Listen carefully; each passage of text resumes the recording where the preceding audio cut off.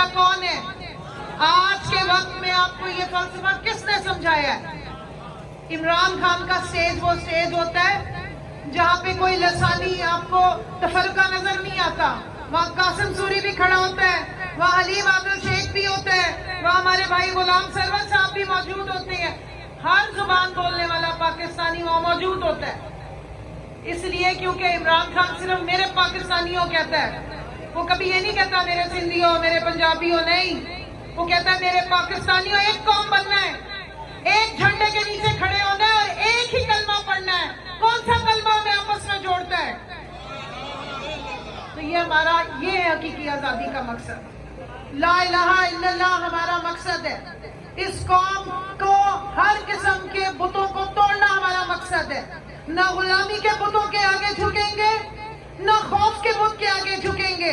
بتائیں نکلیں گے 26 کو, توڑیں گے بت خوف کے, توڑیں گے بت غلامی کے, اپنے لیے لڑنے نکلیں گے, اپنے بچوں کی آزادی کے لیے نکلیں گے, اپنے بچوں کے روشن مستقبل کے لیے نکلیں گے, پاکستان کو تا قیامت قائم رکھنے کے لیے نکلیں گے. ہاتھ اٹھا کے بتائیں نکلیں گے. اکیلے آئیں گے یا ساتھ میں کسی کو لائیں گے؟ اکیلے آئیں گے تو کیا فائدہ؟ جب جہاد ہوتا ہے تو سب کو مل کے کرنا پڑتا ہے.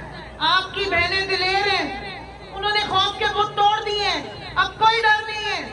جو مرضی ان کے دل میں آتا ہے, جس طرح روکنا چاہتے ہیں روک کے دکھا دیں. عوام کے سمندر کو روک نہیں سکیں گے, کیونکہ یہ عوام طے کر بیٹھی ہے کہ پاکستان کا مطلب کیا.